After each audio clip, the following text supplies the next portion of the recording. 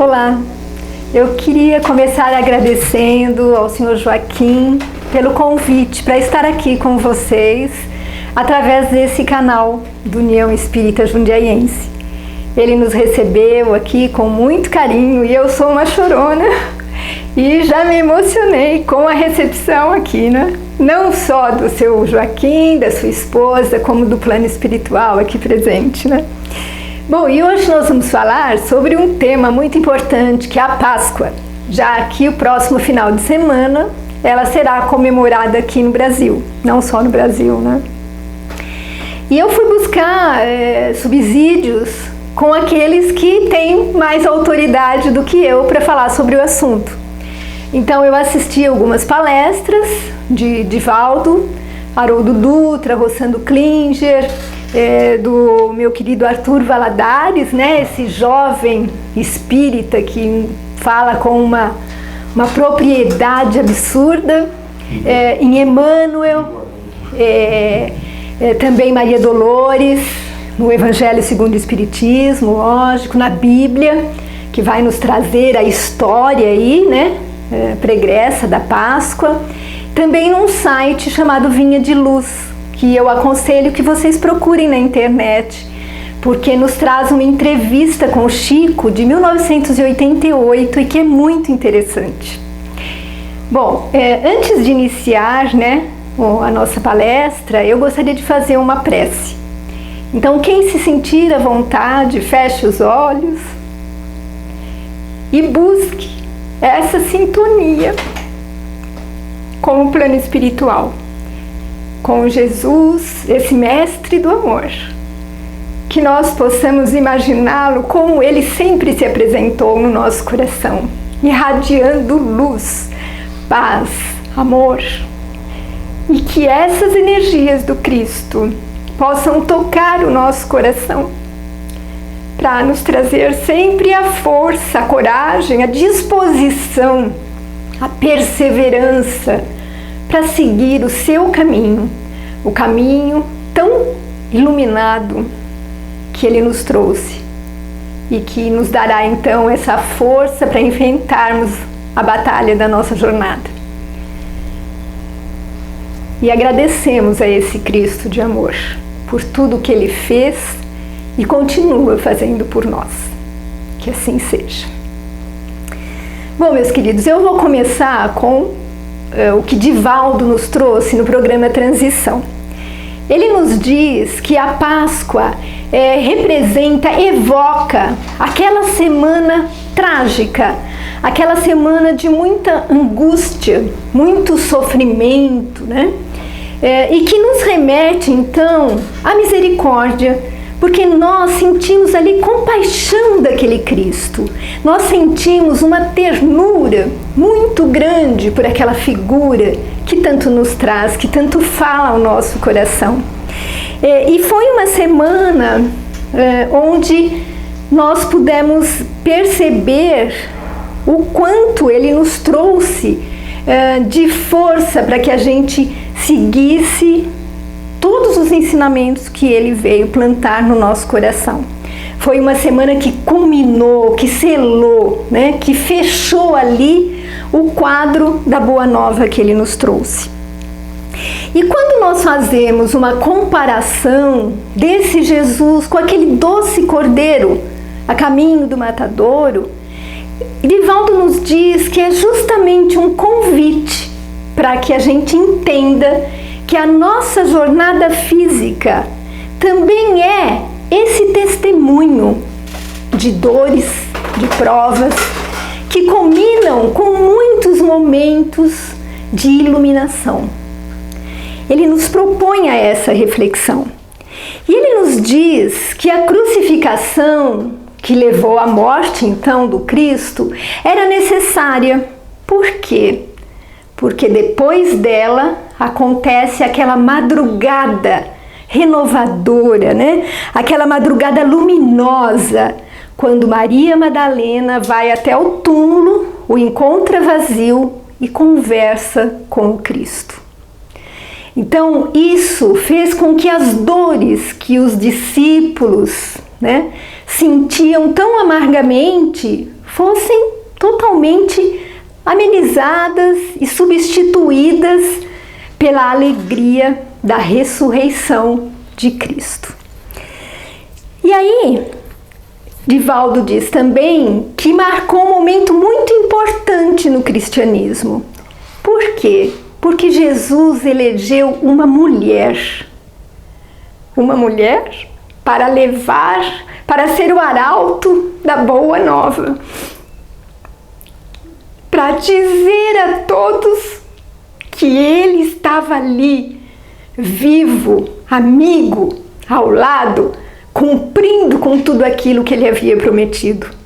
Uma mulher que tivera um passado, vamos dizer, deplorável, mas que fizera uma revolução moral interior espantosa, tremenda, talvez uma das maiores revoluções interiores, né? E aí muitos espíritas nos perguntam: mas espírita comemora a Páscoa? Não. Espírita não comemora a Páscoa. Veja, nós temos uma quinta-feira santa, né? Uma sexta-feira da Paixão. Então vejam, paixão vem do latim pasium e quer dizer sofrimento. Então a quinta e a sexta-feira, elas representam o martírio, o sofrimento do Cristo. E o primeiro ponto, espírita, não se fixa no sofrimento. O sábado de Aleluia e o domingo de Páscoa representam a ressurreição e a ascensão do Cristo. E antes, na verdade, uma semana antes, ao domingo de Ramos. E o que é o domingo de Ramos? É a entrada triunfal de Jesus em Jerusalém. E por que de Ramos? Porque era um costume na Roma antiga, né? Saudar-se os heróis, os soldados que chegavam triunfantes, né? Que tinham conquistado, né? Locais. Então eles eram saudados pelo povo com os ramos de palmeira. E Jesus então, mas eles chegavam como? Montados em cavalos, né? Com capas, ou seja, passando aquele orgulho da conquista. E Jesus escolhe o quê? Um burrinho. Burrinho jumento. Meu Deus, Jesus escolhe um burrinho. Se a gente for lá, o Evangelho segundo o Espiritismo aborda em cada capítulo os ensinamentos de humildade, de caridade, de fraternidade, de doação, mostrando o quanto tudo isso é contrário ao orgulho, ao egoísmo, ao autoritarismo, à vaidade. E Jesus, nesse simples ato de vir montado num burrinho, reafirma tudo isso simbolicamente ali. E ele entra triunfante também, mas triunfando dentro do coração de cada um que ali está, de cada um que o aceitou, que aceitou a beleza da Boa Nova, com a esperança de um mundo melhor, com a esperança de justiça. E ele é saudado então como um grande triunfador, né? Com esses ramos. E aí, gente, nós não comemoramos a Páscoa porque para nós Jesus não ressuscitou. Porque nós sabemos que ele se apresentou com seu corpo perispiritual. Jesus jamais contrariaria uma lei natural, porque as leis divinas assim, englobam as leis naturais. É impossível um corpo que perdeu toda a sua vitalidade, onde cessaram, né, todos os seus mecanismos que o mantinham vivo, retornar depois à vida. Então Jesus não ressuscitou, ele se apresenta com um corpo perispiritual. E aí logo após aquela passagem de Madalena, quando o encontra à beira lá na porta do túmulo, né?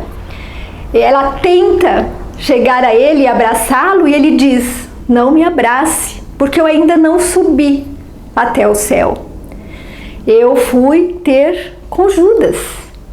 Judas, aquele que o havia traído. E nos diz Chico Xavier, numa entrevista que foi dada para a FESP, para o jornalista, acho que é Tizar o nome, Chico nos conta, né, que Emmanuel passa a ele que Jesus, ele se comunicou telepaticamente com todos os discípulos quando ele estava ao final da sua jornada, quando ele percebe que está expirando o seu tempo. E ele passa informações, instruções e ouve todos os discípulos, menos Judas. Porque Judas não tinha condição mental, psíquica, para receber essa sintonia, esse pensamento do Cristo dentro do seu coração.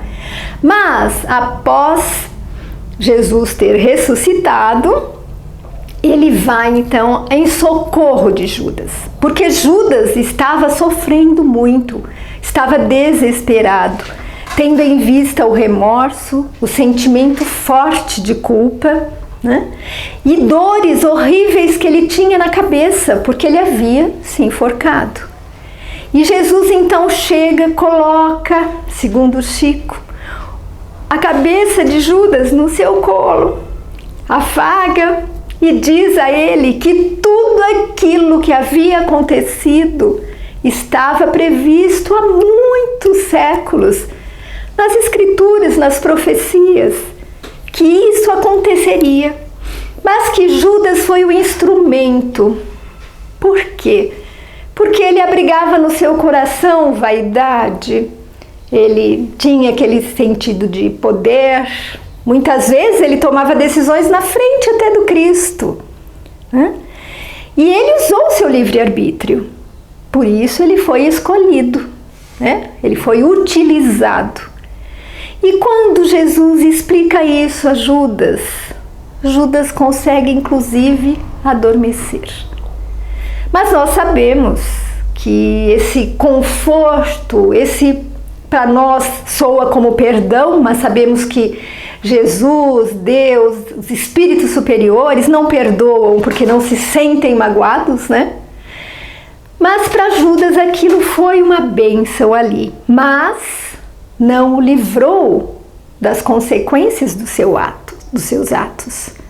Então nós sabemos que Judas reencarnou várias vezes em encarnações extremamente sofridas, dentro da nossa lei tão conhecida, né, de ação e reação, colheita e plantio, né, como causa e efeito, até que ele consegue expirar, ele consegue saldar aquela sua dívida na sua última encarnação, que foi como Joana d'Arc. Porque Joana d'Arc também foi traída, vendida e morreu na fogueira, foi sacrificada. Então vejam, meus queridos, como a justiça de Deus se mostra. A justiça que nós mesmos buscamos, nós colhemos. Não é Deus que nos castiga, somos nós, através dos nossos próprios atos, que temos que ressarcir. Para quê, gente? Para que é feito esse ressarcimento? Para que haja o nosso crescimento, para que a gente não repita os mesmos erros, para que a gente reflita mais, para que a gente olhe para as situações por ângulos diferentes.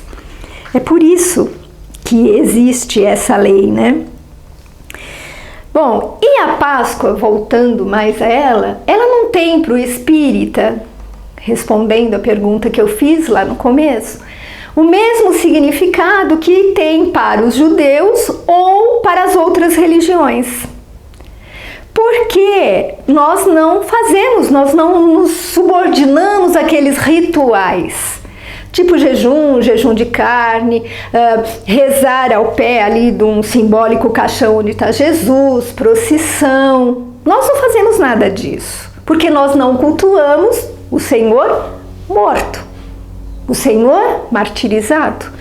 Nós cultuamos o Senhor vivo, vivo em amor, em vida, em prosperidade, em alegria, né? E a gente vê nas igrejas católicas, principalmente, né, vitrais ou pinturas onde se tem cada passo da via sacra. Via sacra, via crucis, é o percurso que Jesus fez até chegar ao Calvário. E nós, apesar de não seguirmos, não cultuarmos então o sofrimento, nós não deixamos de nos emocionar com cada fase dolorosa que o Cristo passou. E Maria Dolores, pela psicografia de Chico Xavier, no livro A Vida Conta, no capítulo Traço do Cirineu, nos traz uma mensagem muito linda que me comoveu muito, onde ela fala desse sofrimento, mas o objetivo dela não é enfatizar o sofrimento, mas sim nos trazer a lição de que o bem retorna para quem o faz. O mal também, nós sabemos, mas o exemplo que ela nos dá é o retorno do bem. E nos mostra que não existe força mais poderosa do que a fé. Nos mostra também o amigo Jesus, a sua postura naquele momento de tanta dor. E eu não consegui decorar tudo isso, então eu peço licença, mas eu vou ler para vocês. Diz assim: o Senhor carregava a cruz dificilmente. A sentença cruel, afinal, se cumpria.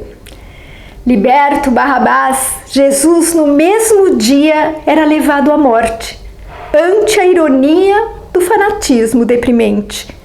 Brados, altercações, zombarias, algazarra. O excelso benfeitor, no lenho a que se agarra, curva-se de fadiga, arrasta-se, escutando em silêncio os palavrões da rua. O cortejo prossegue. O Cristo, passo a passo, por um momento só, exânime, fraqueja, ajoelha-se e cai, vencido de cansaço. E o povo exige a marcha, excede-se, pragueja. Nisso, um campônio vem da gleba em que lida. É Simão de Cirene, homem simples e forte. O meirinho lhe pede apoio na subida. Deve prestar auxílio ao candidato à morte, ao condenado à morte. Como, Senhor, não posso, exclama o interpelado. Tenho pressa. No entanto, o funcionário insano grita-lhe em rosto: cão, obedece o chamado. E aí, calado, o lavrador atende e silencia. Toma parte da cruz sobre o ombro robusto. Fita o mestre, cansado, o suor a escorrer-lhe pelo corpo. E contemplando Jesus, diz Simão: Senhor, achava-me apressado. A filha cega e muda é o tesouro que eu tenho. Não queria ferir-te o peito atribulado. Perdoa se aleguei a urgência em que me via. É o coração de pai que falava a chorar. Eu sei que estás inocente. Ampara-me, alivia a dor que me avassala e me atormenta o lar. E Jesus endereçou-lhe um aceno de ternura, em meio à multidão, apupado, sozinho, e acentuou: Simão, guarda a fé que te apura. Todo bem que se faz é uma luz no caminho. E o Cirineu, de volta ao lar, acha enorme surpresa. Fala-lhe a filha: ó pai, uma luz veio a mim, agora eu vejo e falo. Acabou-se a tristeza. Simão chora porque ele se lembra a cruz que traz na mente e reconhece o bem por divino troféu, que mesmo praticado involuntariamente é uma força atraindo a intercessão do céu. Então, gente, pensem bem, Jesus, naquele momento tão difícil, de dor, de cansaço, de abandono, ainda assim, ele encontra tempo, ele encontra disposição para fazer o bem, para auxiliar aquele homem, para auxiliar a filha dele com ternura. Vocês querem um exemplo maior do que esse? Quantos exemplos nós temos, né, a esse respeito? E nós, então, como espíritas, nós acreditamos nesse simbolismo da Páscoa, que é a renovação da vida, é a vitória da vida sobre a morte, é a prova, então, da imortalidade, é a prova da existência de um Pai que olha por nós, de um Jesus comprometido com a lição que veio nos trazer. Um Jesus comprometido com cada coração onde ele semeou as suas lições, né? E vamos voltar um pouco agora e tentar trazer a história da Páscoa, que é a história do judaísmo, na verdade. Então, a Páscoa em hebraico, ela chama-se Pesach, que quer dizer passagem. E na Bíblia, no Velho Testamento, no Êxodo 7 ao 12, nós encontramos lá que Deus faz cair sobre o Egito 10 pragas. Vamos entender aí como é que é essa coisa das 10 pragas, né? Bom, nós sabemos que o povo hebreu, né, eles estavam sendo escravizados pelos egípcios. E Deus, o Deus, né, de Israel, ele fica bravo, né? Ele se revolta, o Deus, e diz que vai salvar o seu povo, que é o povo hebreu, do jugo egípcio. Então ele chama Moisés, um dia que Moisés está pastoreando lá, e diz que por intermédio de Moisés e de seu irmão, ele vai processar aí um castigo violento aos egípcios. Pede que ele procure o faraó, o rei lá, acho que era Ramsés II, né? E diga que é para ele deixar que ele saia com os seus irmãos pelo deserto em busca de Canaã, da terra prometida. Eram 600 mil homens, algumas mulheres e crianças, né? E idosos. Mas o faraó não quer. Imagina, ia perder os seus escravos? Não. Então, Moisés, né, através de Deus, faz lá aparecer a primeira praga, né? Mas antes eu queria ler eu queria dizer o que Deus fala lá no Êxodo 3, né? Ele diz claramente que ele vai castigar o povo. Então, já vocês vão entender por que eu estou fixando essa questão de que Deus vai se vingar, de que Deus vai castigar, vai judiar, vai mandar praga, e que o povo de Deus são os hebreus, né? Bom, então, vamos refletir já o porquê disso tudo. Nós, como espíritas, estamos habituados, e Kardec nos ensinou que devemos usar a razão e refletir então sobre tudo que lemos, não só com relação à religião. Nós trazemos isso para a nossa vida como um hábito. Então vamos ler uma notícia, aquilo condiz com a realidade, eu aceito racionalmente aquilo como verdade, e isso a gente faz também na religião, como Kardec nos ensinou. O nosso Deus, gente, Um Deus que é inteligência suprema, amor, bondade, né? Fraternidade. Seria um Deus que teria filhos ou povos? Privilegiaria uns e castigaria outros? Esse não é o nosso Deus. Pelo menos não é o Deus que eu conheço. Mas isso consta na Bíblia, Lu? Consta na Bíblia. Mas, gente, o que acontece? Os livros históricos, eles se remetem a fatos, a acontecimentos adequados àquela situação, daquela época. A Bíblia também foi escrita adequada aos interesses, à cultura, à forma de entendimento daquela época. Então, há muita simbologia na Bíblia.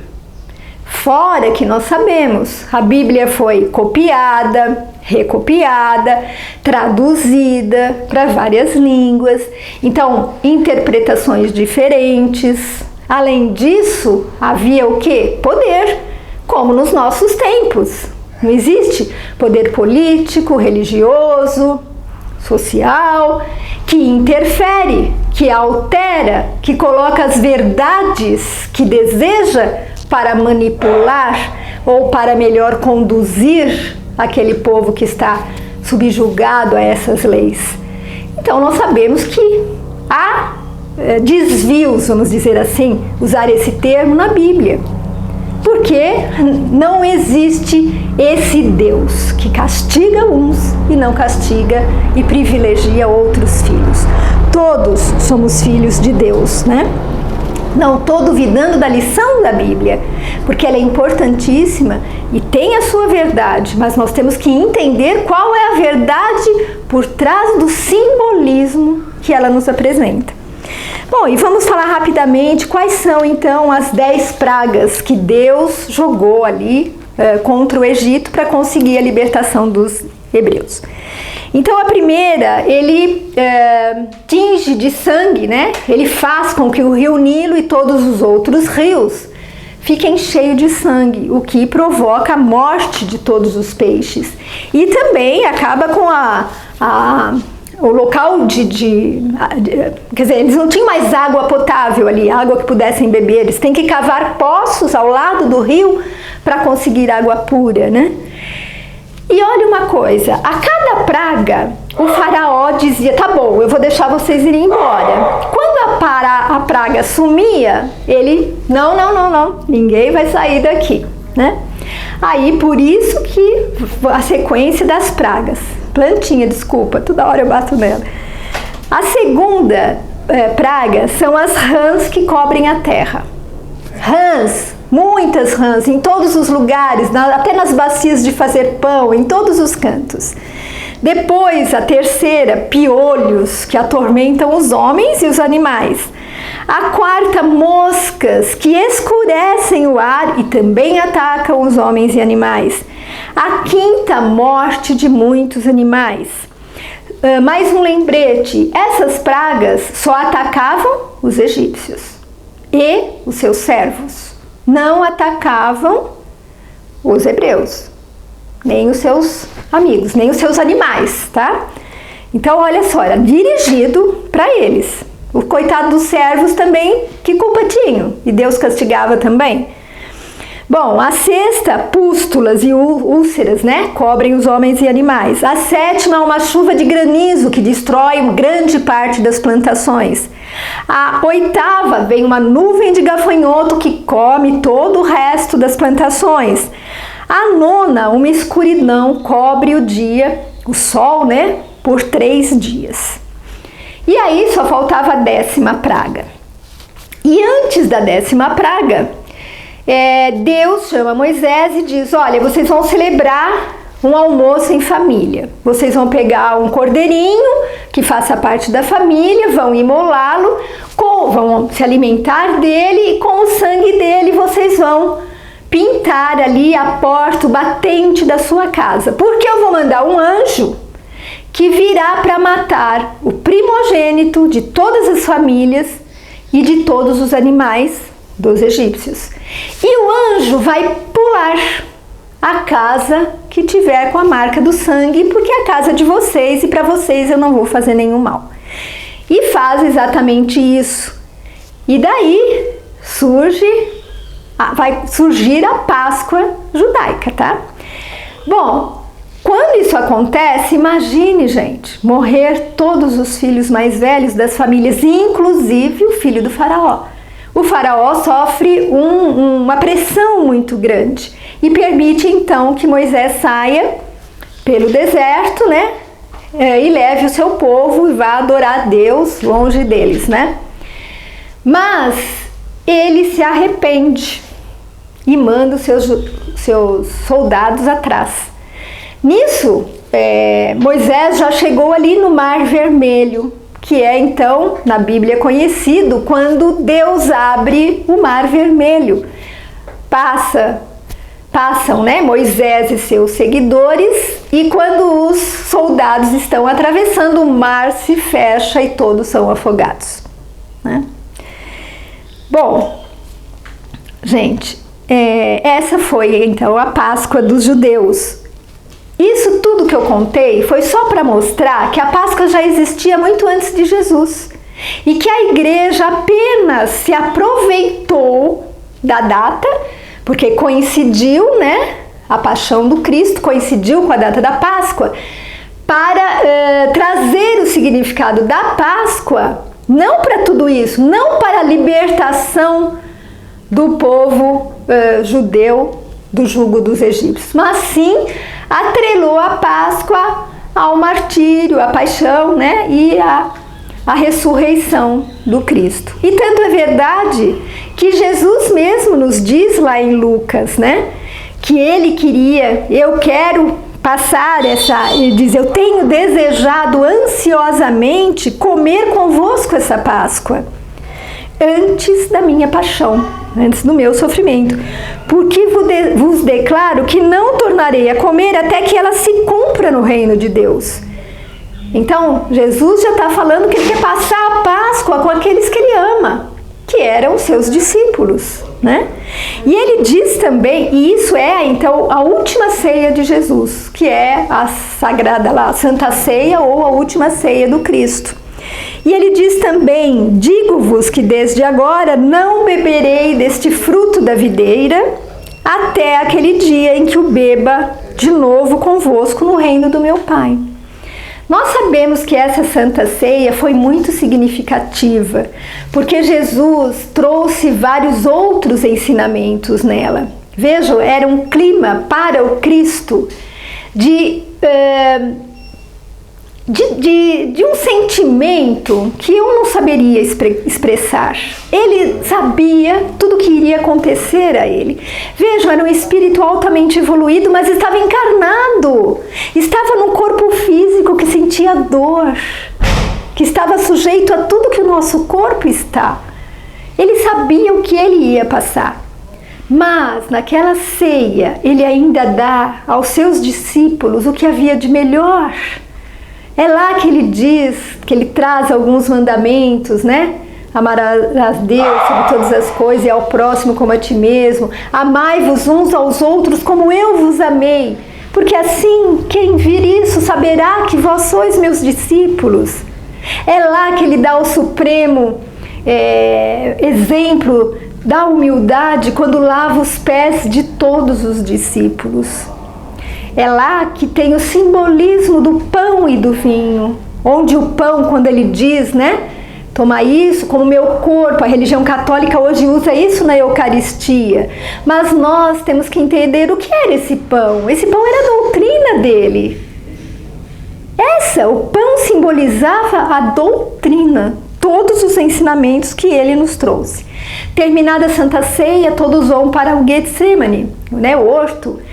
E aí Jesus se afasta com os seus 3 mais íntimos amigos, João, Pedro e Tiago, pede que eles fiquem, vigiem e orem, e ele sai para falar com o Pai. E é aquele outro momento de extrema dor, onde ele, com toda aquela carga emocional, gente, é o espírito superior, mas Lúcia, é o espírito superior, mas é o espírito superior que sente. E e sabe lá em que grau, porque quanto mais elevados somos, eu acho que mais sensíveis somos ao amor e a tudo. E aí é quando ele diz, né? Pai, todas as coisas te são possíveis. Afasta de mim esse cálice. Não seja, porém, o que eu quero, mas sim o que tu queres. Ele pede para que o cálice seja afastado, mas ele deixa claro, eu não sou nada. Eu sou seu filho. Eu farei aquilo que o Senhor disser que eu devo fazer. Gente, que ato de submissão, que ato de amor tão grande, que deveria servir de grande exemplo para nós. Porque nos dias de hoje, nós vemos crianças, adolescentes, que sequer respeitam o pai, que se colocam sempre como centro das atenções, eu quero, e o pai dá. Então vejam que exemplo de amor, de submissão, de respeito, que falta tanto hoje na nossa sociedade, infelizmente, né? Bom, e é lá, Getsemane, que chega então Judas com os soldados e com um beijo ele trai o seu amigo. Jesus é preso e aí nenhum daqueles que Jesus havia curado, não houve cego, leproso, paralítico, nem mesmo os apóstolos, discípulos, que fossem lá naquele momento e escolhessem Barrabás para que Jesus fosse liberto. Ele se viu só. Com certeza ele procurava ali na plateia algum rosto, alguma manifestação de apoio ali. Mas não, ele foi condenado, né? E a entrevista, naquela entrevista que eu falei do Chico, né? Ele diz que a gente não devia ser tão rígido com os apóstolos, porque nós dizemos assim, nossa, Jesus jantava todo dia na casa de Pedro, Jesus ia pescar com os discípulos, Jesus conhecia intimamente cada um deles, as suas decepções, os seus sofrimentos, suas lutas. Jesus amou, ele diz isso lá na ceia. É como se ele falasse, eu amei, eu amo cada um de vocês no máximo possível que alguém possa amar, né? Eu sou amigo de vocês, eu ensinei para vocês tudo o que eu sabia. Eu sou capaz de dar e deu, né? A vida por vocês. E naquela hora, todos demandam, todos fogem, se acovardam, né? Então o seu amigo que era devotado trai com um beijo, o seu companheiro de todos os dias o nega 3 vezes. Até Tomé, quando ele retorna, pede provas. Todos somem, todos somem. Mas Chico diz, não foi assim. Chico, gente, assistam a palestra da Liliane, anterior à minha, sobre Chico, e vocês vão aprender muito. Chico é amor, né? Chico coloca, com certeza os seus discípulos não se acovardaram, nós não podemos julgá-los com esses sentimentos tão ruins. Eles conviveram com o Cristo, Cristo semeou no coração deles, com certeza. Eles foram em busca de ajuda, eles foram procurar meios para libertar o Senhor, foram procurar José de Arimateia, né? Nicodemos. Eles foram procurar pessoas que poderiam ter alguma influência para libertar o Cristo. Não, eles não se acovardaram. E eu também acredito que isso aconteceu. Porque, gente, se formos pensar bem, imagine aquela época, Jesus sendo crucificado, numa época em que o poder religioso e político era tão forte que o medo se instalava na população. Havia um risco de morte iminente para qualquer um que sequer levantasse a voz e para a família das pessoas. Então os discípulos sentiram medo? Claro! Quem não sentiria? Coloquem-se no lugar dos discípulos. Vocês iam sair lá na defesa, assim, em público, abertamente? Eu duvido, porque somos humanos e temos medo. Mas eu creio que realmente eles não se acovardaram, eles tentaram encontrar soluções para libertar ali Jesus. E Emmanuel nos diz que existe lá no plano espiritual um arquivo chamado Além, Arquivo do Mais Além, e que lá ele encontrou, né, notícias de que Jesus realmente, nessa conversa telepática com os discípulos, ele os acolhe quando ele estava já para ser, nos seus últimos momentos. Ele acolhe cada discípulo e deixa claro a cada um deles que ele entendeu a ausência deles, o medo que eles sentiam, que ele entendeu todos os sentimentos que eles estavam ali externando, né? Então, gente,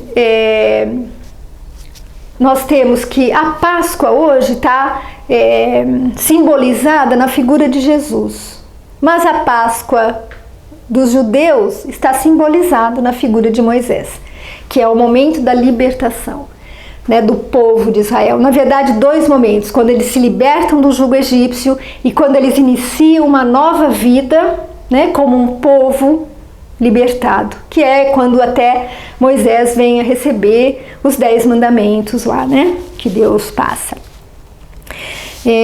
Mas de qualquer forma, para nós também é essa libertação, é esse renascimento. Só que a libertação do quê? Nada material, né? Não é a libertação de um jugo, né?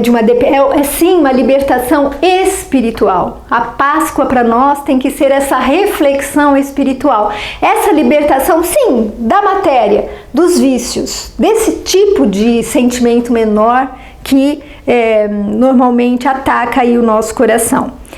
E eu vejo essa Páscoa de Jesus como um momento de amor muito grande dele por todos nós.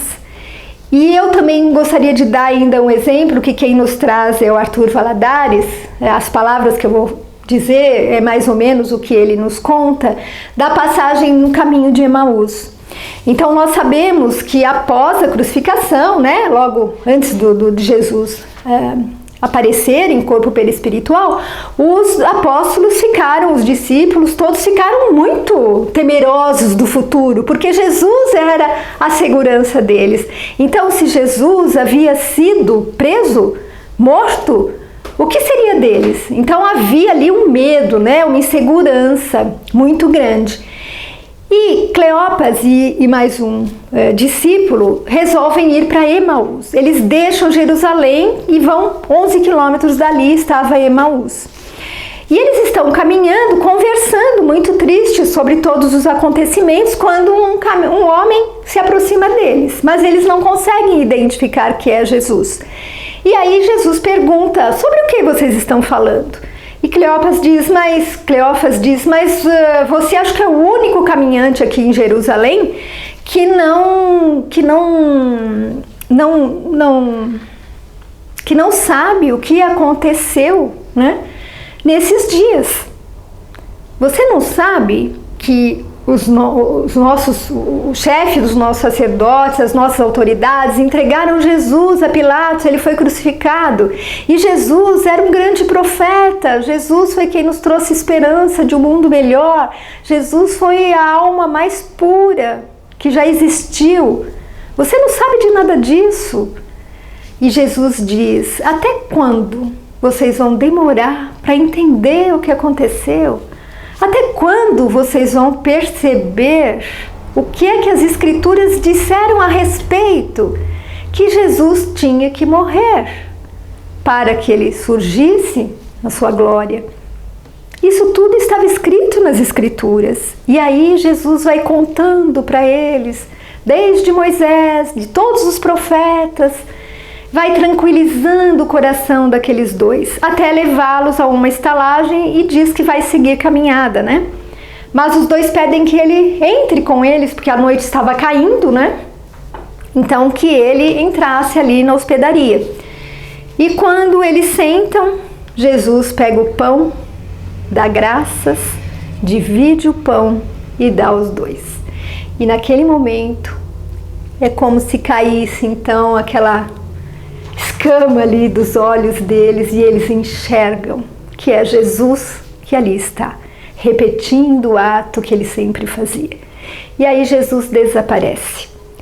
E eles dizem, eu sentia algo diferente enquanto ele caminhava e conversava conosco. O que Jesus foi fazer ali? Jesus sempre falou em parábolas, não é? Então Jesus estava nos dando mais uma lição. Ele foi até ali para tirar aquelas duas criaturas daquele estado psíquico em que eles se encontravam. Os dois estavam depressivos, extremamente tristes, desiludidos, sem saber que rumo tomar na vida. E Jesus foi lembrá-los de que a vida era muito mais do que a morte do corpo. Ele havia deixado o roteiro, o guia, para que a vida continuasse seguindo, com força e com esperança. E trazendo para a nossa vida, fazendo um link conosco, quantas vezes nós não nos assemelhamos a esses dois caminheiros aí de Emaús, a caminho de Emaús. Porque Jerusalém em hebraico significa cidade da paz. No simbolismo que Jesus nos traz aí, nessa história, né? Aqueles dois se afastaram da paz interior. Eles estavam saindo de Jerusalém, que era a cidade da paz, estavam se afastando da paz. Tudo bem que Jerusalém, né? É difícil a gente vê-la como cidade da paz, mas é o significado. Então, nesse link com a nossa vida, quantas vezes nós nos afastamos da paz interior? Deixamos de confiar em Deus, em Jesus, naquilo que Ele nos trouxe, quando nos vemos sob o efeito de problemas gravíssimos, de uma doença incurável, e aí a gente perde a fé. E vem Jesus nos mostrar que temos que voltar às nossas raízes, reaviver em nós todos os ensinamentos que Ele nos trouxe, na riqueza em que Jesus se mostra. E onde está isso? No Evangelho segundo o Espiritismo, na Bíblia, nos livros de Chico, relembrando o quanto a fé vai nos sustentar em qualquer situação da nossa vida. E o quanto Ele está conosco, né? Bom, gente, já quase finalizando, então, Jesus, Ele não zerou os nossos pecados, como algumas religiões dizem. Nós sabemos que nós vamos colher o que plantarmos. Mas sim, Jesus morreu na cruz para nos salvar. Por quê? Porque, como eu falei lá no começo, essa morte dele na cruz foi muito marcante. Ela realmente fechou, vai parecer estranho, mas fechou com chave de ouro todo o percurso de 3 anos onde ele pregou.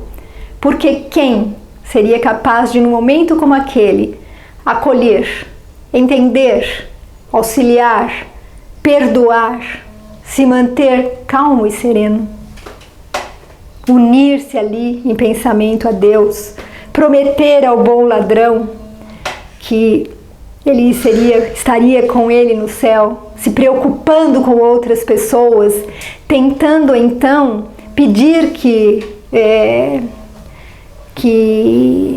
João Batista cuidasse da sua mãe. Então, quem, num momento como aquele, faria tudo isso? Não é mesmo?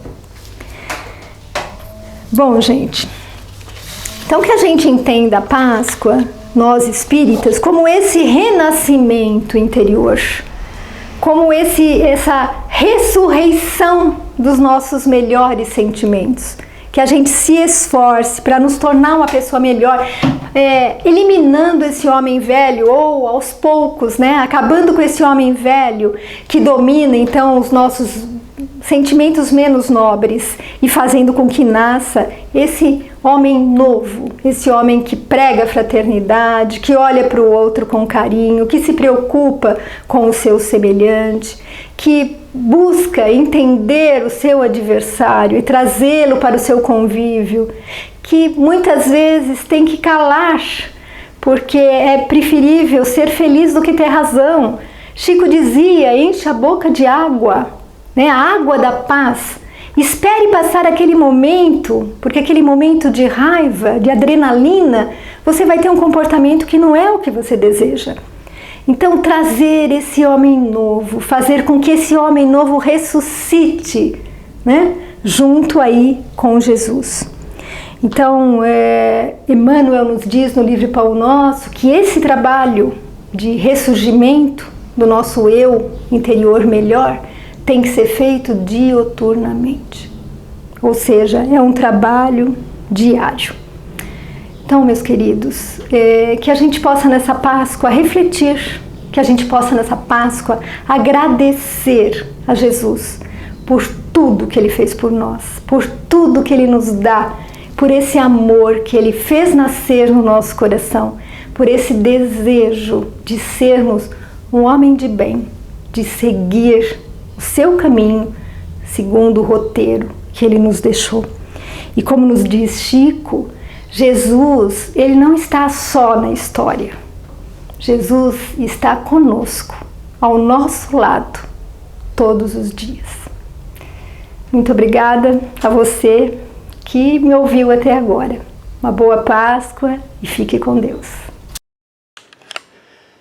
Nós é que agradecemos a você, Lourdes, por trazer para nós essa alegria de poder entender um pouquinho.